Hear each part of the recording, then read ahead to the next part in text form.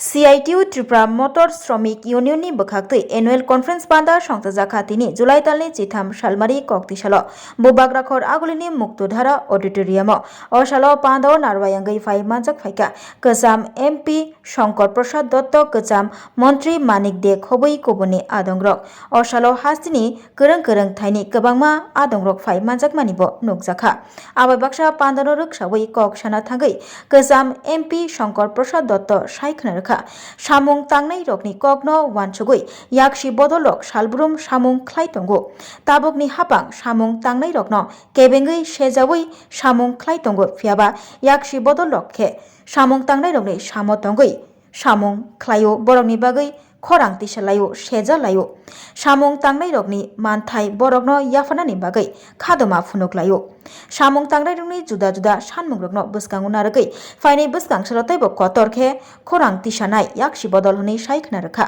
kwcham MP Shankar Prasad Dotto Tripura motor শ্রমিক union এই রাজ্যে পরিবহন শিল্পের মধ্যে অন্যতম একটা সংগঠন। তার একটা বিরাট ইতিহাস আছে এবং একসময় এই রাজ্যে যানবাহন ব্যবস্থাকে সচল রাখার ক্ষেত্রে তাদের জনগণের প্রতি দায়বদ্ধতা নিয়ে তারা কাজ করেছেন এবং তারা শুধু নিজেদের সমস্যা নিয়ে আন্দোলন করে না, মানুষও অন্যান্য সমস্যা নিয়ে আন্দোলন করে। আজকে সারা দেশে পরিবহন শিল্পটা আক্রান্ত। তেলের দাম, ডিজেলের দাম এবং সিএনজির দাম থেকে শুরু করে ট্যাক্স কয়েকশো গুণ বাড়িয়ে দিয়েছে, ট্যাক্স কয়েকশো গুণ। তারপরে ইন্স্যুরেন্স প্রিমিয়ামের দাম বাড়িয়ে দিয়েছে, স্পেয়ার পার্টসের দাম বাড়িয়ে দিয়েছে এবং সঙ্গে মানুষের আয় উপার্জন কমছে। কারণ তাদের তো পরিবহন শিল্পটা তখনই সজীব হতে পারে যদি মানুষের আয় উপার্জন থাকে। মানুষ তখন এক প্রান্ত থেকে আরেক প্রান্ত যায়, যাতায়াত করে, এতে প্যাসেঞ্জার বাড়ে।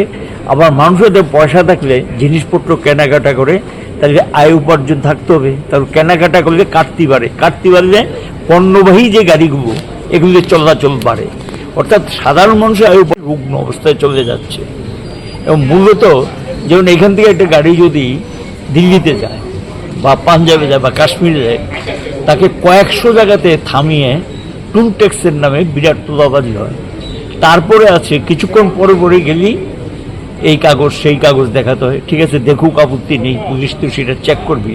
কিন্তু মজার ঘটনা হলো চেকিংয়ে পরে আবার গিয়ে না কিছু দিতে হবে, নাহলে একটা অজুহাত দিকে গাড়িটাকে ঘন্টার পর ঘন্টা আটকে রাখে। এবং এই হয়রানির হাত থেকে বাঁচার জন্য সারা দেশের মধ্যে এই তোলাবাজি চলছে পরিবহন শিল্পের উপর।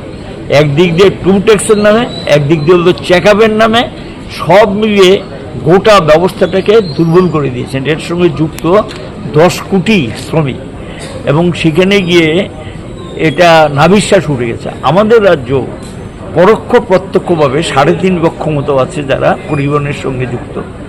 হয় কেউ প্রাইভেট গাড়ি চালায়, কেউ প্যাসেঞ্জার গাড়ি চালায়, কেউ পণ্যবাহী গাড়ি চালায়।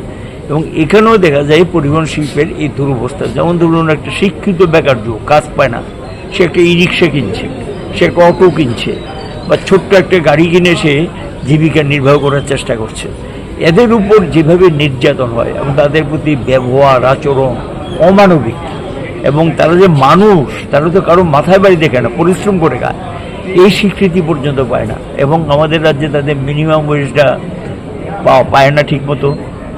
এবং এখানে কথায় ছাঁটাই হয়, প্রতিবাদ করা যায় না। আর মোটর স্ট্যান্ডগুলোতে কল্পনা অতীত বামফ্রন্ট সরকারের সময় আমরা সোসাইটি করে দিয়েছিলাম। মালিক, সমস্ত ট্রেড ইউনিয়নগুলোর প্রতিনিধি, মালিকের প্রতিনিধি আর সরকার, এই ছিল গিয়ে সোসাইটিগুলো।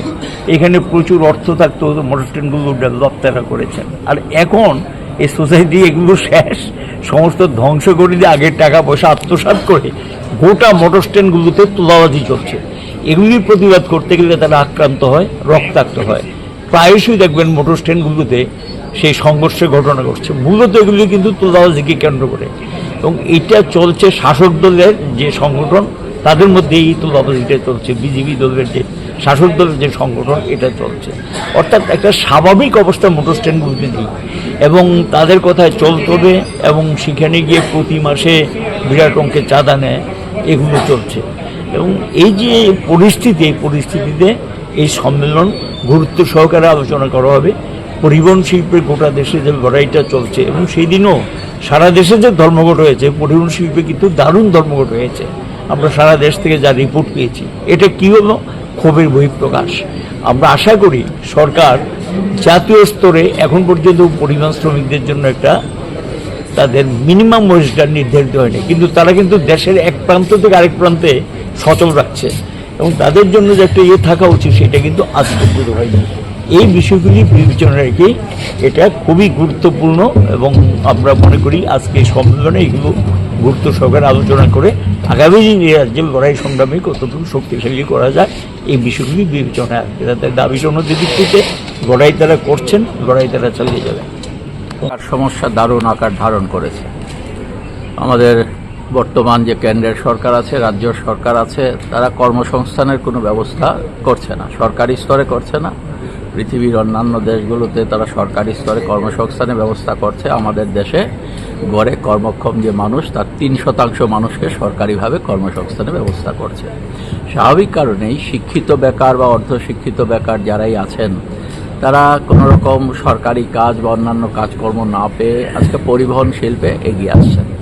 এখন এই পরিবহন ক্ষেত্রে কিছু রোজগারের জন্য তারা যখন আসছেন, তখন সরকার থেকে তাদের সাহায্য করা, কিভাবে তারা পথ পরিবহনের ক্ষেত্রে একটা গুরুত্বপূর্ণ ভূমিকা পালন করবে, আর কিভাবে তারা রুজি রোজগারও করতে পারে, সেই বিষয়টাকে নিয়ে বিচার বিবেচনার জন্যে শ্রমিকদের সাথে নিয়ে বসে সারা রাজ্যে কিভাবে এটাকে একটা সিস্টেমেটিক ওয়েতে চালু করা যায় সেটা না করে কখনো কখনো কিছু সেখানে রোডকে সার্ভে করে কোন রোডে কি করা যায় না করা যায়। বামফ্রন্ট সরকারের সময় যেমন এটা বামফ্রন্ট সরকার বিভিন্ন জায়গায় রাস্তা তৈরি করে এটা করেছে, সেরকম কোনো কাজ এখন করা হচ্ছে না। উপরন্তু কিছু কিছু জায়গায় দেখা যাচ্ছে যে শাসক দলের মন্ত্রীরা বা শাসক দলের বিধায়করা কিছু বেকারকে আপাত খুশি করার জন্যে প্রচুর পরিমাণে তারা সেখানে অটো কিনবার জন্যে বা ই রিক্সা কিনবার জন্যে সেখানে লাইসেন্স দিয়ে দিচ্ছে, বা ভেহিকেল কিনবার জন্যে সেখানে দিয়ে দিচ্ছে। এখন একটা জায়গার তার বহন ক্ষমতা, তার সেখানে যাত্রী কীরকম পরিবাহিত হয়, এই সমস্ত হিসেব নিকেশ করে যদি দেওয়া হতো, তাতে আজকে যে সমস্ত কোনো কোনো জায়গায় প্রচুর পরিমাণে সেখানে লাইসেন্স দিয়ে দেওয়া হচ্ছে, সেই জায়গাটাতে সেই পরিমাণ যাত্রী তারা পাচ্ছেন না, তারা বসে আছেন। তারা প্র্যাকটিক্যালি সামান্য যে রোজগারের আশায় তারা তারা ঋণ নিয়ে গাড়ি কিনেছেন, এখন সেই ঋণও পরিশোধ করতে পারছেন না, নিজের পরিবার পরিজন নিয়ে চলতে পারছেন না। তাহলে সামগ্রিকভাবে আমাদের দেশের আজকে পরিবহন ক্ষেত্রে যে সমস্যা এবং জনগণের যে সমস্যা, এই দুটোকে মিলিয়ে নিয়ে এসে এই পরিবহন ক্ষেত্রটাকে শক্তিশালী করার অনেক সুযোগ আমাদের দেশে আছে, রাজ্যও আছে, কিন্তু এই রাজ্যের সরকার এই রকম কোনো দৃষ্টিভঙ্গি তাদের নেই। তাদের লক্ষ্যটাই হচ্ছে কিভাবে লুটে পুটে কিছুদিন সেখানে মানুষকে সেখানে ধোঁকা দিয়ে কিভাবে সরকার পরিচালনা করা যায়, এই লক্ষ্য নিয়ে তারা চলছে। তার জন্য আজকে আমরা দেখছি বিভিন্ন ক্ষেত্রেই এই পরিবহন শিল্প থেকে আরম্ভ করে আমাদের রাজ্যের এবং সারা দেশের সকল ক্ষেত্রেই আজকে ব্যর্থতা পরিলক্ষিত হচ্ছে কেন্দ্রীয় এবং রাজ্য সরকারের পরিচালনা।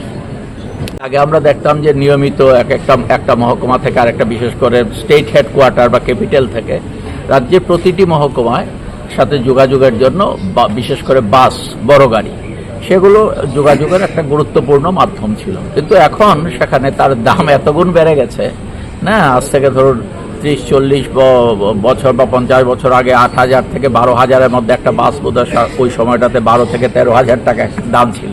এখন এত লক্ষ টাকা তার দাম হয়েছে। এটা কিনে যে প্যাসেঞ্জার সেখানে পাওয়া যায়, তা দিয়ে তাদের এই বড় গাড়ি কিনে তাদের চলা এখন পোষায় না। তার জন্য দেখবেন বেশিরভাগ ক্ষেত্রেই অল্প কিছুদিন বড় গাড়ি চালানোর পর এই গাড়িগুলো অনেক জায়গাতেই বসে যাচ্ছে বা সেখানে কেজি ধরে সেখানে বিক্রি করে দেওয়া হচ্ছে। এই ক্ষেত্রগুলোতে আমাদের ওই যে বলেছি যে সমস্তটা সার্ভে করে সমস্ত কিছু যদি করা হতো, তাহলে তারপরও বড় গাড়ি আরও কিছু চালানোর সুযোগ আছে।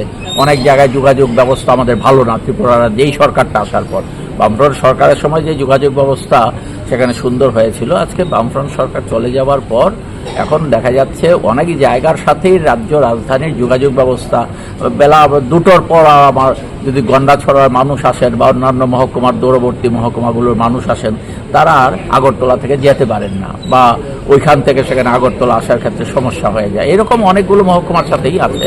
তাহলে সেই জায়গাগুলোতে বড় গাড়ি এখনও চলার অনেক সুযোগ আছে। কিছুটা হলো এই জায়গাটা আমাদের সরকারের দূরদৃষ্টির অভাবের জন্যই এই সমস্যাগুলো সেখানে তৈরি হচ্ছে।